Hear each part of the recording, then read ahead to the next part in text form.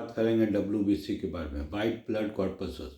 इसका दूसरा नाम वाइट ब्लड सेल है, यूजुअली यूज होता है, और एक है ल्यूकोसाइट। तो इसका नाम हुआ white blood cell, white blood corpuscles और ल्यूकोसाइट। ओके, ये वाइट ब्लड सेल होता क्या? वाइट ब्लड सेल एक सेल है जो ब्लड में पाया जाता है। जिस तरह ब्लड में रेड ब्लड सेल, प्लेटलेट पाया जाता है, उसी तरह ये एक ब्लड में पाया जाने वाला महत्वपूर्ण सेल। ओके, ये दोनों से डिफर करता है इस मामले में कि इसमें न्यूक्लियस होता है, बाकी दो में आरबीसी और प्लेटलेट में न्यूक्लियस नहीं रहता है। Now coming to the different types of WBC। Different types of WBC क्या होता है?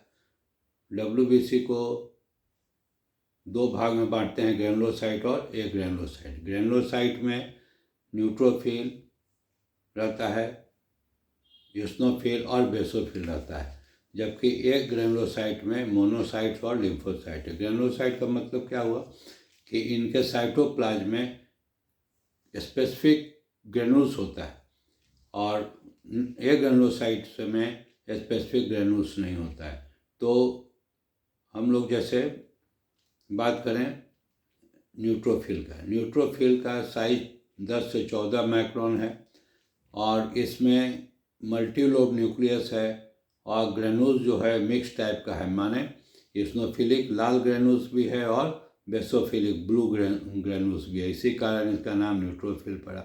इसको पॉलीमॉर्फ भी कहते हैं, पॉलीमॉर्फो न्यूक्लियर सेल भी कहते हैं, क्या है कि इसमें मल्टीलोब न्यूक्लियस है और ये आपस में क्रोमेटिन से जुड़ा हुआ रहता है, इसलिए इसको पॉलीमॉर्फो न्यूक्लियर सेल भी कहते हैं। अब आइए इसका परसेंटेज, ये 50 से 70% होता है। WBC का 100 सेल यदि काउंट करेंगे तो 50 से 70 जो है हमको मिलेगा ये न्यूट्रोफिल। इस्नोफिल का भी साइज 10 से 14 माइक्रोन है। इसमें इस्नोफिलिक ग्रेनुल्स, मतलब लाल रंग का ग्रेनुल्स होता है, इस्नोफिलिक ग्रेनुल्स है, यूसिन से स्टेन होता है, और ये थोड़ा कोर्स ग्रेनुल्स होता है। इसका न्यूक्लियस जो है वो बाइलोब्ड होता है, और ये परसेंटेज जो है 1 से 6% तक साधारणतः पाया जाता है। ठीक है, अब हम लोग आते हैं बेसोफिल पर। बेसोफिल का क्या है? साइज 10 से 14 माइक्रोन है, और इसका भी न्यूक्लियस बाइलोब रहता है, और इसका ग्रेनुल जो है वो कोर्स और ब्लूइश बेसोफिलिक ग्रेनुल्स रहता है। ठीक है, और ये जो है बहुत कम मात्रा में पाया जाता है, 0 से 2% पाया जाता है।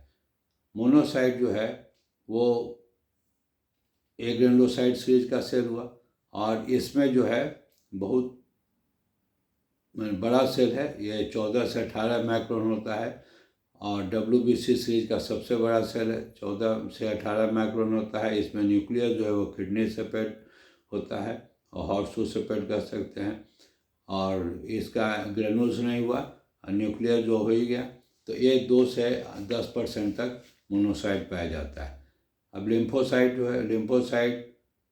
जो है उसमें राउंड न्यूक्लियस रहेगा और साइटोप्लाज्म रहेगा, ग्रेनुल्स होगा नहीं, और साइज जो है इसका 10 से 14 माइक्रोन। एक छोटा भी होता है लिम्फोसाइट, स्मॉल लिम्फोसाइट, उसका साइज थोड़ा सा कम रहता है, 7 से 10 माइक्रोन रहता है। ठीक है, ये इसका परसेंटेज जो है 20 से 30% रहता है।